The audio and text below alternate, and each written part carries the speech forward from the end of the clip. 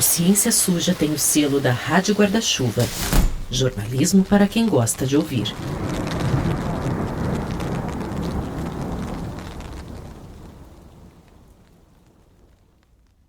No último episódio do Ciência Suja, a gente contou a história da polilaminina, uma substância criada pela Tatiana Sampaio, da Universidade Federal do Rio de Janeiro, que ajudaria pessoas com paraplegia e tetraplegia a recuperar os movimentos. Se você ainda não ouviu, eu sugiro que pare e volte lá antes de seguir aqui para entender todo o caos envolvendo uma promessa, um estudo piloto, afirmações exageradas, pressão política e um baita fã-clube nas redes sociais. Aqui a gente vai trazer um ponto específico e importante que está passando batido. É uma nova história estranha dentro da história estranha da polilaminina. Em 2020, de 7 a 8 pacientes com lesões medulares crônicas receberam a polilaminina sem registros claros. Só que tem um detalhe: até onde se sabe, os testes com ela só são aprovados para lesões agudas que acabaram de acontecer. Quem vai contar essa história é a Laila Shasta, jornalista que produziu e roteirizou brilhantemente o episódio passado da polilaminina junto com a Chloé Pinheiro. Oi, gente! Eu sou a Laila e desculpa pela voz de quem ainda não passou pela 5ª série. Vamos lá! Primeiro, eu quero dizer que eu tô muito feliz de participar dessa produção junto com os Ciências Sujas. Até porque eu também pesquiso sobre capacitismo e essa pauta me tocou. Porque ela faz a gente refletir sobre como a sociedade se empolga muito mais com promessas de extinguir deficiências do que com medidas já comprovadamente benéficas para incluir essas pessoas, sabe? Mas eu sei que esse é um papo que não caberia nesses 20 minutinhos aqui. A história da polilaminina é difícil de contar, porque além de tocar nessas questões delicadas, ela está em andamento, envolve processos regulatórios e as informações disponíveis muitas vezes entram em conflito.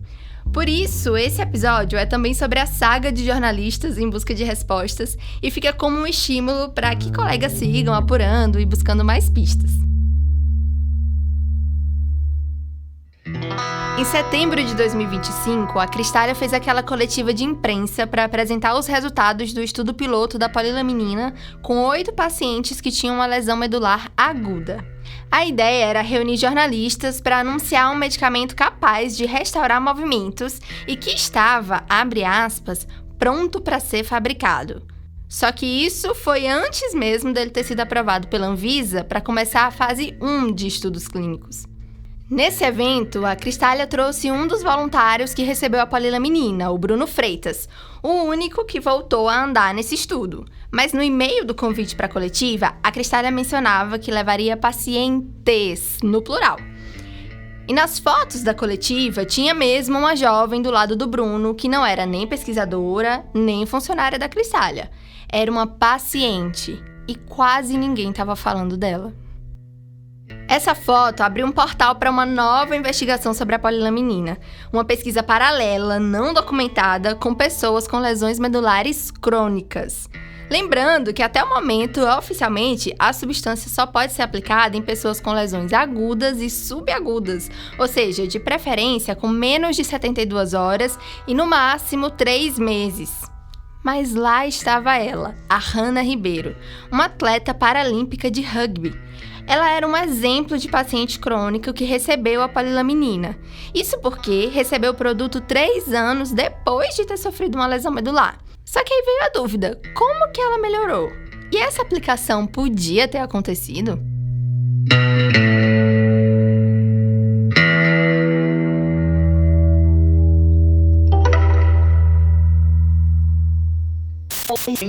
E a gente está chegando à conclusão que a polilaminina ela consegue transpor a barreira. Talvez ela não consiga tanto, mas ela consegue. Essa voz que você acabou de ouvir é do Bruno Cortes, que não é o Bruno Freitas, o paciente. Ele é um dos neurocirurgiões envolvidos com a pesquisa da Tatiana e fala bastante sobre a polilaminina nas redes sociais. Esse áudio é de uma participação dele numa live no Instagram chamada Projeto Polilaminina, que aconteceu em 10 de março de 2026. Esse evento rolou no perfil de um outro neurocirurgião, mas que não tem relação com o estudo. Tinha bastante gente assistindo e fazendo perguntas, inclusive pessoas com lesão medular crônica. E no meio dessa galera, tinha uma jornalista enxerida registrando tudo. Eu. Foi a partir dessa live que a gente entendeu melhor esse estudo paralelo. Primeiro, o Bruno diz que a equipe já está chegando à conclusão de que a polilaminina consegue ultrapassar essa, abre aspas, barreira. A tal barreira é a cicatriz que se forma depois de um tempo da lesão e impede a entrada de tratamentos, por exemplo, e o crescimento dos neurônios. É como se fosse um muro mesmo, e é um dos desafios para reabilitar ou curar, entre aspas, os pacientes crônicos. Enfim, aí o Bruno Cortes menciona como prova de que a polilaminina consegue pular esse muro uma suposta aplicação em 8 pacientes crônicos, como a Hannah. Lá no compassivo de 8 pacientes que a gente fez em 2020, a gente fez em 8. 2 não melhoraram. E os outros 4 pularam de AZA para AZC. Tá cheio de termo técnico nessa fala, mas para simplificar, de 8, 2 não melhoraram e 4 teriam passado de paralisia total para algum nível de recuperação. Mudaram de escala EASI A para C. Ele não comentou na live sobre os outros 2 que faltam nessa conta. Por exemplo, a Hannah, ela não mexia nada, e foi coincidência, a gente que eu peguei ela no Souza Guiara, ela caiu de 10 metros, fiz uma corpectomia, se não me engano, de C6, e ela era completamente tetraplégica. Hoje ela joga rugby, para rugby na seleção brasileira. Então a gente sabe que funciona em crônico, só que a gente quer uma coisa melhor. O áudio não tá ideal, mas dá para entender que o Bruno diz que além da polilaminina, fez uma corpectomia na Hannah, que é uma cirurgia para descompressão e estabilização da coluna. Ou seja, não foi só o remédio que foi aplicado, o que já complica tirar certas conclusões se não tiver um grupo de comparação. Mas outra coisa, até mais importante para guardar, é que o Bruno disse antes que essas aplicações nos pacientes crônicos foram feitas como um uso compassivo. E aqui a gente volta para uma explicação lá do episódio passado.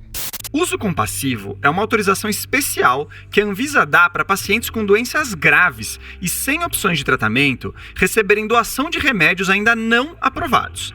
Quem doa é a farmacêutica. Mas a Anvisa não autorizou o uso compassivo nesses casos, até porque isso só acontece quando existem pesquisas com humanos em andamento, o que não tinha para lesão medular crônica e não tem até agora. Aqui um parêntese. Em 2025, 5 anos depois desse uso compassivo, entre aspas, foi publicado o primeiro estudo em casos crônicos, mas não em humanos, e sim com 6 cães com paraplegia. Os autores dizem que os animais tiveram alguma melhora para andar e não apresentaram efeitos adversos. Nesse estudo, a polilaminina foi usada com outras substâncias que ajudariam a abrir caminho na cicatriz, como o GDNF e a condroitinase, que não são liberados para humanos. Então, mais uma vez, não se sabe ao certo o que estava promovendo a suposta melhora. Esse trabalho saiu numa revista científica considerada predatória, isso é, com práticas que visam mais lucro do que a qualidade do que está sendo publicado ali. Para quem quiser saber mais sobre os periódicos predatórios, tem um episódio do Ciência Suja de 15 de agosto de 2024 chamado Publicar ou Perecer. O ponto é, antes de testar a polilaminina em cachorros, as primeiras cobaias crônicas, entre aspas, teriam sido pessoas? Nós pedimos explicações para a Anvisa e eles reforçaram que não autorizaram o uso compassivo em pacientes crônicos e que não tem informações sobre essas aplicações. A gente vai deixar as respostas completas da Anvisa lá no site, mas a conclusão é que não dá para falar que a Hannah e os outros pacientes crônicos fizeram o uso compassivo. A Anvisa também afirmou que a Cristália nunca trouxe dados a respeito de casos crônicos. O que ela fez foi enviar uma série de documentos para liberar testes clínicos em pacientes agudos. E não tem nenhum registro de como esses pacientes crônicos estão, nem da agência, nem nas plataformas digitais de ética em pesquisa e nem em artigos publicados. A gente procurou a Cristália para entender isso, e essa foi a resposta que recebemos do Rogério Almeida, o diretor de pesquisa e desenvolvimento do laboratório. Ela tá lá no episódio anterior também. Entendi. Só que esse outro estudo não tá documentado ainda em nenhum lugar. Esse uso compassivo que ela fez para crônicos? Isso foi antes da aprovação da Anvisa, de tudo acontecer. Não tá, e ela não vai documentar, porque isso foi feito uma espécie de uso compassivo, sem acompanhamento dos pacientes, assim como nós também não estamos acompanhando os pacientes com o rigor de um estudo clínico. Então repara que ele fala em uma espécie de uso compassivo, o que deixa tudo um pouco cinzento. Pra gente, a Tatiana não quis comentar sobre o assunto, mas ela chegou a abordar isso em uma entrevista para Fabiana Cambricoli, do Estadão. A Fabi mencionou que o Bruno Corte estava dizendo que pacientes crônicos tinham recebido a substância e perguntou se era isso mesmo. Daí a Tatiana também falou que foi um uso compassivo entre 2019 e 2020, então antes da publicação do estudo com os cachorros. Mas segundo ela, isso aconteceu sim dentro do protocolo de um estudo acadêmico. A Cristália não pode fazer uso compassivo do jeito que a gente fez, porque os estudos acadêmicos têm mais liberdade, eles não precisam de autorização da Anvisa. O que a gente precisava era ter autorização do Comitê de Ética Médica do hospital e o aceite do paciente, e então a gente notificava a CONEP. Quer dizer, então para o Estadão, a Tatiana confirmou esse estudo paralelo com pacientes crônicos. E CONEP é a Comissão Nacional de Ética em Pesquisa. Nós não encontramos nenhum registro desse estudo na base de dados deles.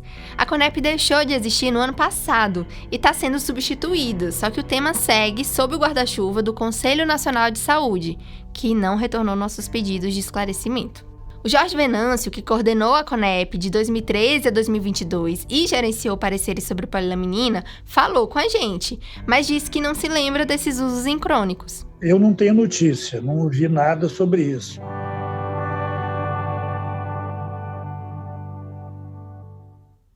Não só do Rio de Janeiro, veio gente do Brasil quase inteiro. E aí eu lembro que ela convidou a gente no início de 2020.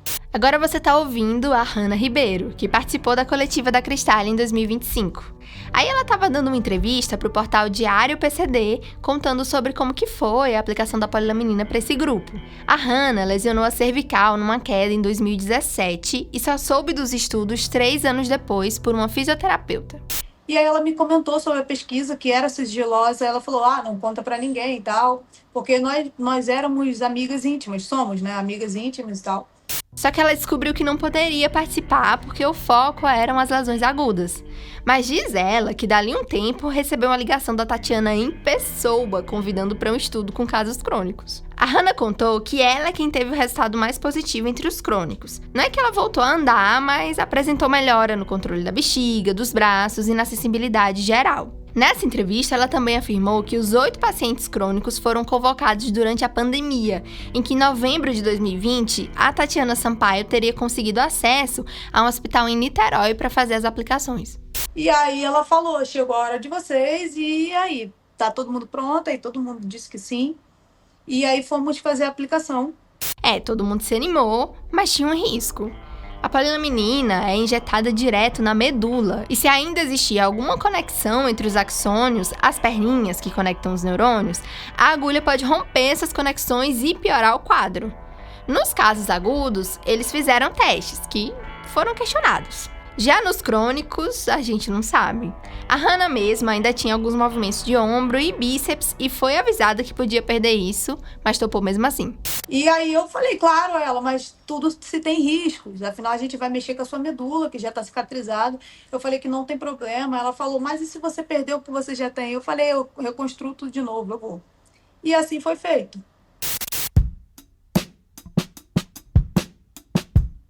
Faltam informações sobre o que aconteceu depois com ela e com os demais participantes. O que a gente sabe é que a Hanna segue com tetraplegia, mas hoje movimenta o tronco e até começou a jogar rugby paralímpico em 2023. Só que a gente não tem muitos dados sobre como ela era antes do estudo, já que nada foi documentado. O que ela mesma relata é que passou anos investindo o pouco que tinha em fisioterapia, mas sem grandes resultados. Apesar dessa história ter uns anos já, a gente só ouviu mais dela depois que a polilaminina foi alçada ao sucesso com o Bruno Freitas como garoto propaganda dos casos agudos. E quando ele e o Bruno Cortes, da pesquisa, passaram a divulgar as redes da Hannah e falar mais abertamente sobre os testes em crônicos. Também faz pouco tempo que ela começou a publicar vídeos sobre a própria participação na pesquisa. Até agora, nenhuma instância ética confirmou se tudo aconteceu com ou sem aval e fiscalização.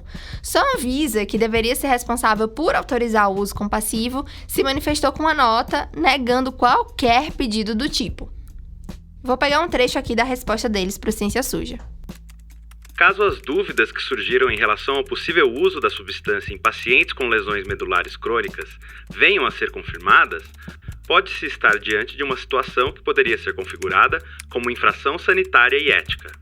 Isso porque abre aspas, vetada a doação ou distribuição de medicamento experimental a seres humanos fora do estudo clínico devidamente autorizado pela instância ética e ou regulatória e fora do programa assistencial, ou programa de uso compassivo devidamente autorizado pela Anvisa.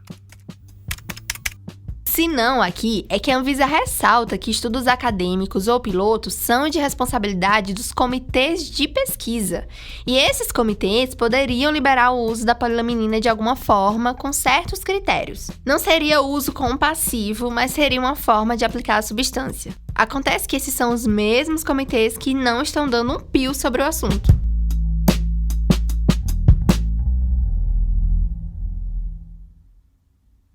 As respostas da Anvisa trouxeram mais uma reviravolta. A gente descobriu que a Cristália solicitou autorização para o uso compassivo em lesões agudas em 2021, o mesmo ano em que eles fecharam o contrato com a Tatiana. O pedido foi negado porque a empresa não cumpriu com certas exigências. A empresa solicitou autorização da agência para uso compassivo antes de receber e avaliar as informações de cada paciente, situação não prevista no regulamento. Por essas razões, a Anvisa não autorizou o uso do produto. Isso tudo veio anos antes daquela coletiva, que, segundo a Cristália, teria gerado esses pedidos de uso, uma coisa que eles, inclusive, disseram que não era esperada. Deu pra sacar a contradição? Para resumir tudo, a gente sabe que a expectativa em torno da polilaminina é grande. Os pacientes com lesões crônicas representam a maioria dos casos e, portanto, claro, seria um baita público-alvo. Seria excelente ter um novo tratamento para essas pessoas, mas por enquanto ainda faltam evidências e as informações continuam muito turvas. É por isso que a Anvisa fala que uma avaliação adequada não é uma mera formalidade, mas uma proteção à saúde pública mesmo. A ideia é impedir que produtos sem comprovação de segurança e eficácia sejam disponibilizados à população em geral. E até a própria Hannah já fez esse alerta. Todos tiveram melhoras, mas uma melhora mais significativa só eu tive, tá? Essa melhora só eu tive. E aí eles têm que ver um medicamento que retire a cicatriz para a polilaminina fazer o efeito que ela faz em pacientes agudos, fazer igual em pacientes crônicos. Então eu acho que tudo é no tempo certo. E o Rogério Almeida, da Cristália, disse que eles só vão entrar com pedido formal para início dos estudos clínicos com pacientes crônicos depois que fizerem mais pesquisas em animais e obtiverem resultados mais robustos. Até porque, naquele estudo com cachorros, a única evidência sobre o assunto tem limitações. Um número pequeno de animais, ausência de grupo controle e o uso de uma terapia antes da polilaminina. O que está faltando é alguém vir a público e trazer ponto a ponto, e de preferência com documentos, como que esse estudo com pacientes crônicos rolou e qual é a justificativa para começar esse uso já em 2020. Enquanto a resposta não vem, a esperança entre os crônicos cresce nas redes e a gente super entende isso. A gente só precisa ter cuidado para não deixar passar questões que podem acabar colocando esse pessoal em risco.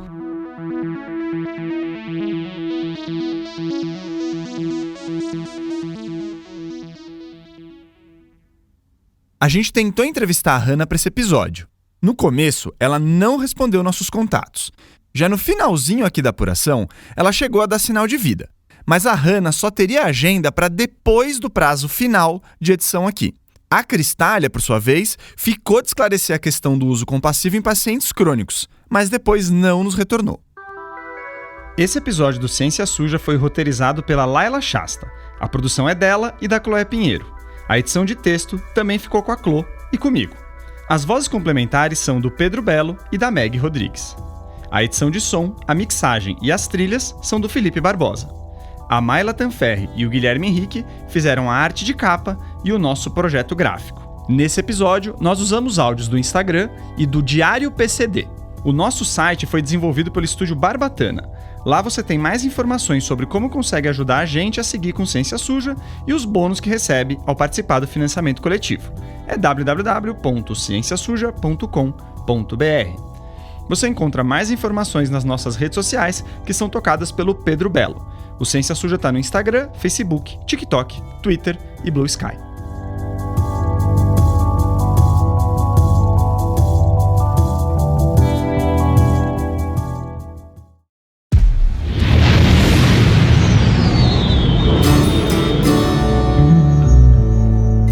Nave Reportagens.